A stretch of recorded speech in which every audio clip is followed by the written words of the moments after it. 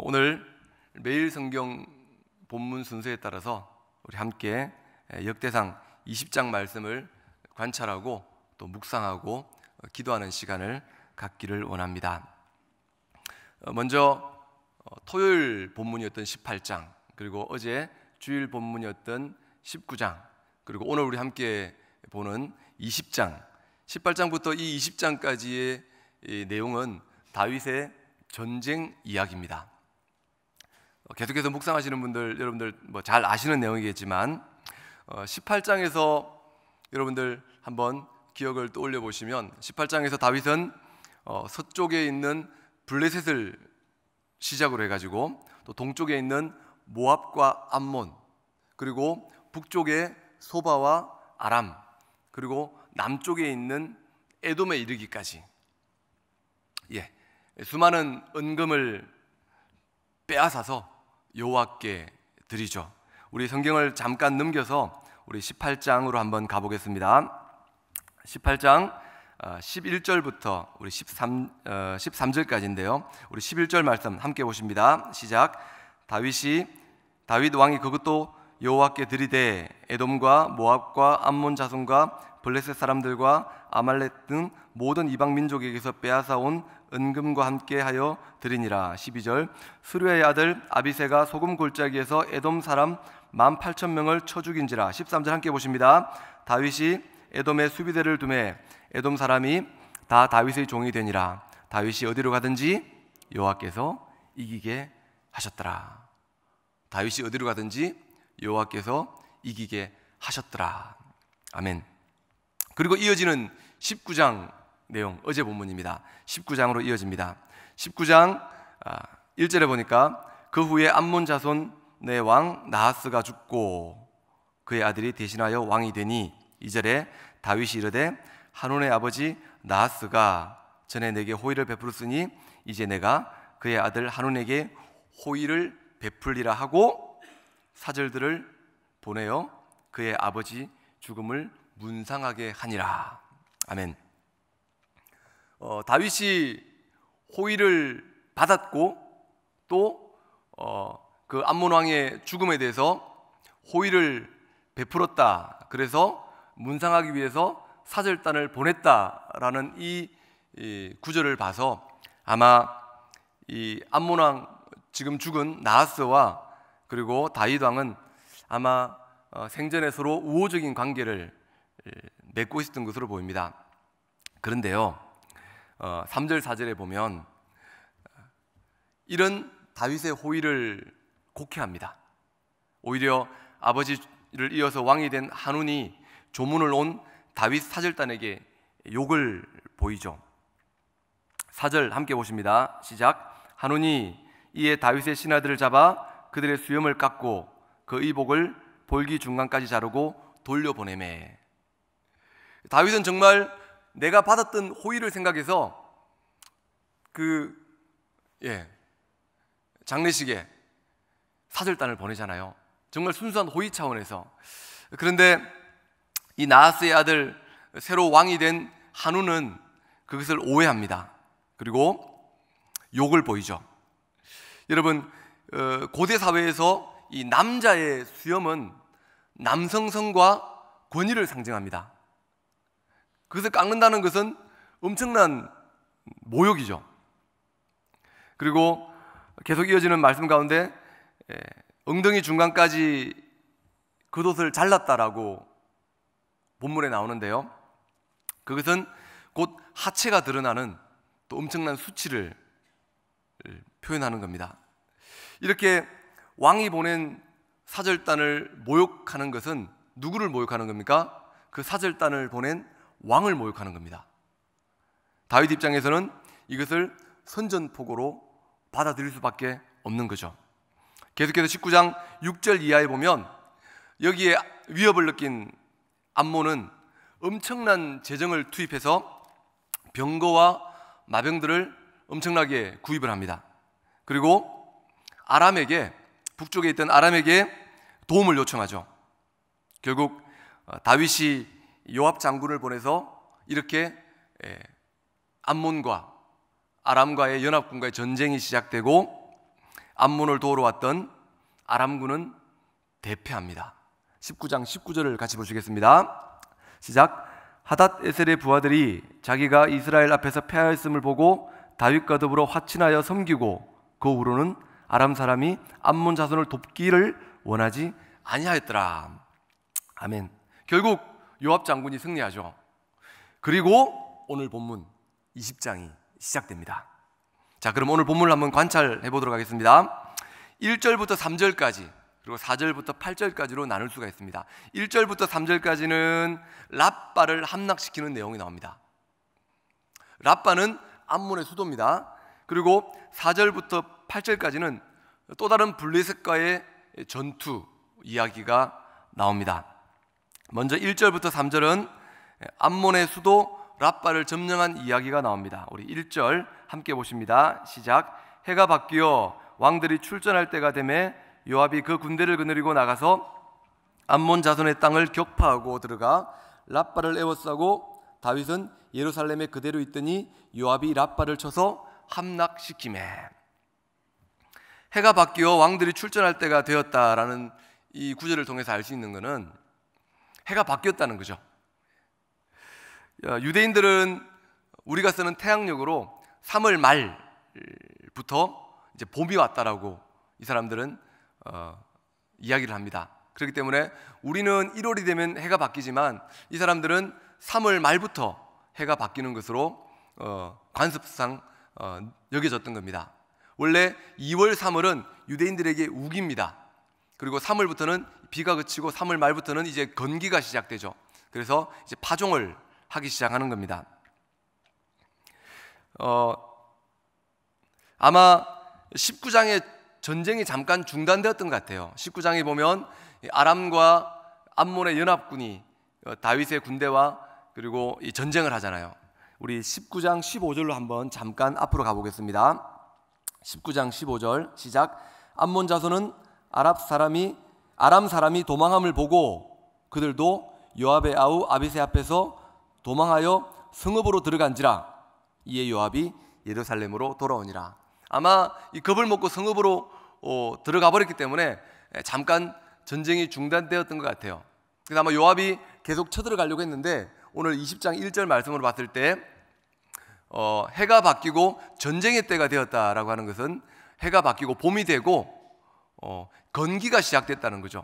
그래서 이 말씀을 비추어서 볼 때 아마 암몬 사람들이 자기 성읍으로 들어가고 난 다음에 우기가 시작되었던 것 같아요. 그래서 원래 위쪽에 보면 아람은 결국 항복을 하잖아요.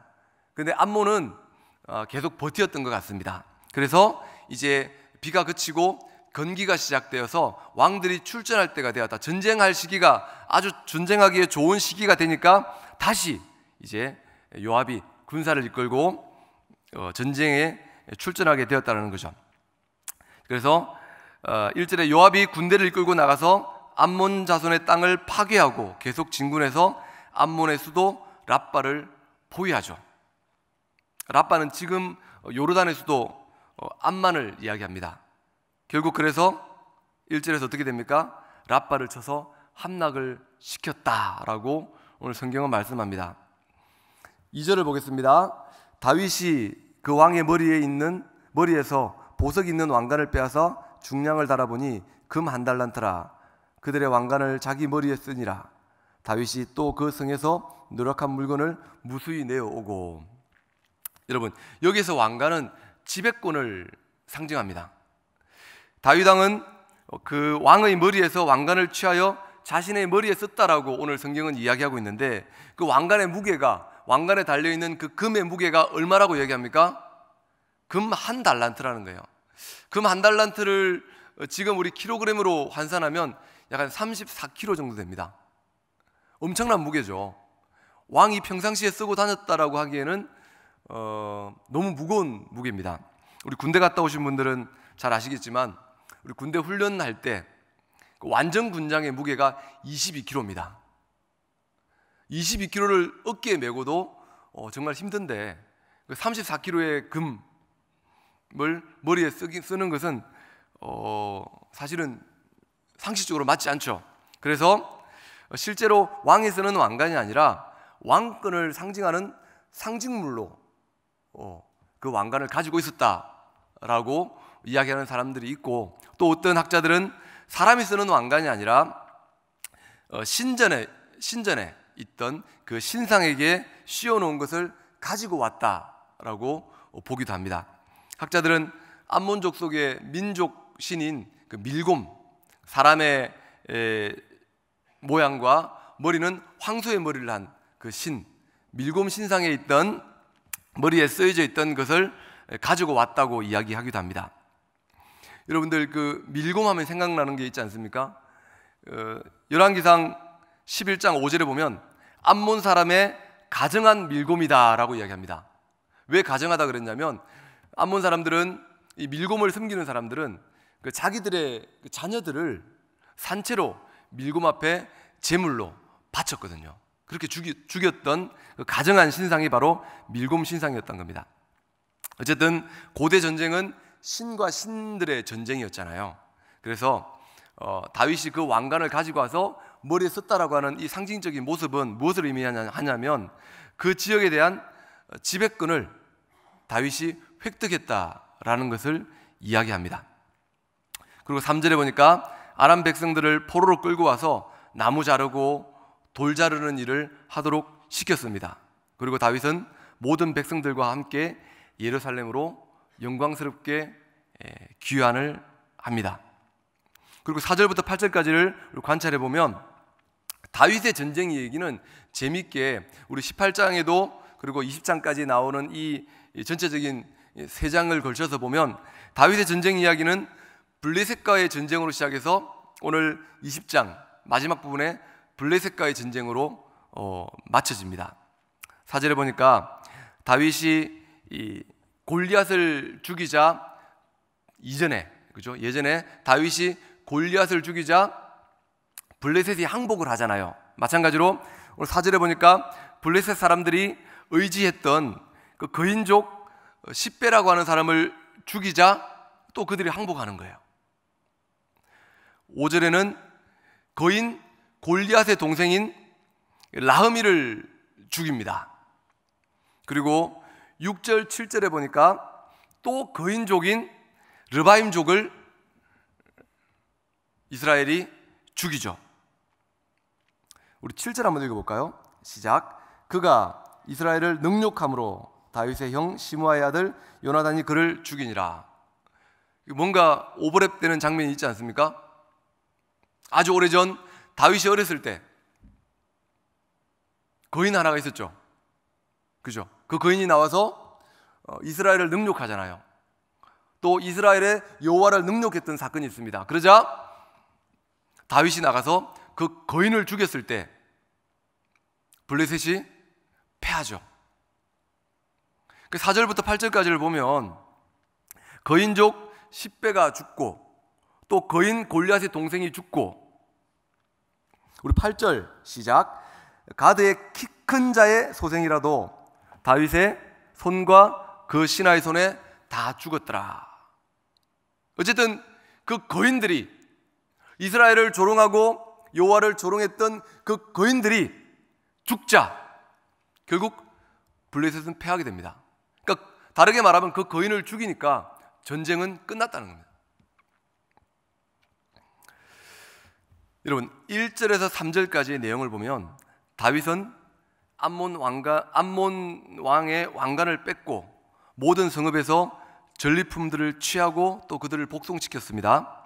4절로 8절에서는 블레셋의 거인들을 죽이고 또 그 전리품을 취하고 그들을 복속시킵니다. 막강한 무기와 막강한 그 용병들을 엄청난 재력으로 샀죠. 그것이 있으면 이스라엘과의 전투에서 이길 수 있다고 생각했습니다. 암몬이요.